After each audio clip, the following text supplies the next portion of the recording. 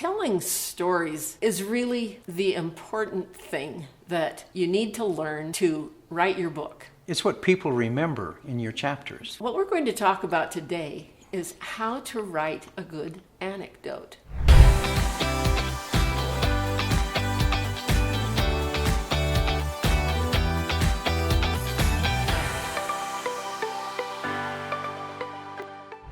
We're Roger and Carolyn Nielsen.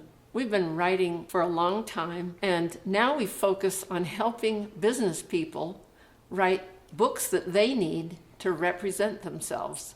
Stories are what make facts and figures exciting and interesting. So today in this video, we're going to talk about how to tell a great story. First of all, we need to discuss why anecdotes are essential for your book.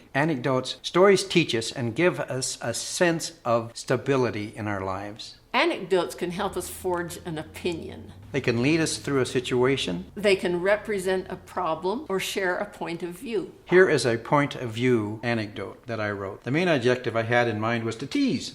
There he was, my little brother Val, standing before me in the kitchen, watching me eat a cookie. "May I have one?" he asked, his big brown eyes pleading the cause. "Better not," I tell him. At 18, I was exactly 10 years older. "I'd give you one, but Mom put rat poison on them, and it'll probably kill you if you ate one." "Then how come you are eating it?" "I am immune because I'm older," I reply. This is the point of view of the older brother. You use anecdotes to set the stage, set the tone, and help the reader move through the story. You'll have anecdotes, you'll have quotes, you'll have narration. Narration pulls you to the anecdote, the transitional sentence moves you to the quote, but the anecdote is what really holds the reader and pulls them into the whole chapter of the book. It gives them the emotional connection. You use them to jog the memory, to get them to ponder, to set the direction of the chapter. The way that you know you've got a good anecdote is if it stands by itself and that it clarifies the situation and it makes a point. Anecdotes can either introduce a generality or be placed after the generality to illustrate it. The anecdote is what makes the statement credible. The anecdote proves that the statement was credible because you introduce the person as a real person and that this happened. Well, before we get to our next point we'd like to make, if you're liking this content, please click like so that we know what the information we're providing is something that is of interest and of value to you.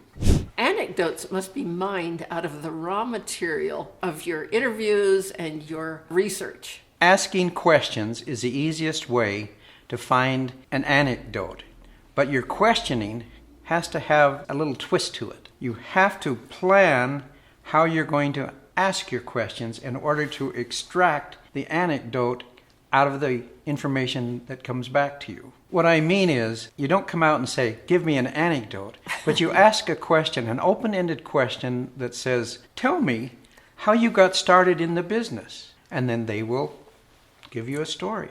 Or tell me how you deal with this problem. And then you just have to listen. Sometimes it takes people a few minutes to collect their thoughts, and you just wait during those pauses. If you jump in, then you lose all of the potential stories that they will tell if they are relaxed and they feel like you got all the time in the world and you're willing to wait for their great stories. You can also write anecdotes from your own personal experiences and your relationship with others. Use your own personal stories if you can. Of course, it depends on your theme and your subject matter. And your book. Your book.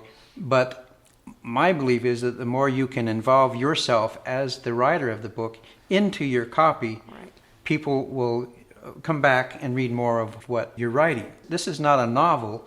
This is an extension of you that you're giving to the world. And you want people to know you and love you. And the way they do that is by feeling like they have some clues into what makes you tick. And you get that across by telling stories. Sometimes you're telling stories on yourself. Sometimes it can be a humorous experience or something maybe you're a little embarrassed about. And people can see you as human when you tell your stories. Another place you can find anecdotes are in historical documents. Historical documents are great because their time is different than ours, and they list what they ate and what they did and the little stories. And so it sets the tone, would you say? Right. It paints a picture of this different time frame by fleshing it out. yes, it's important to name the people and places in your anecdotes. It's important because people need to know that they can contact that person for more information. That makes it credible. And also, when you name people and the places in your story, it validates that story because people know where it is and who it is about. If you found this content useful, watch our other video. What format do you use to write a book?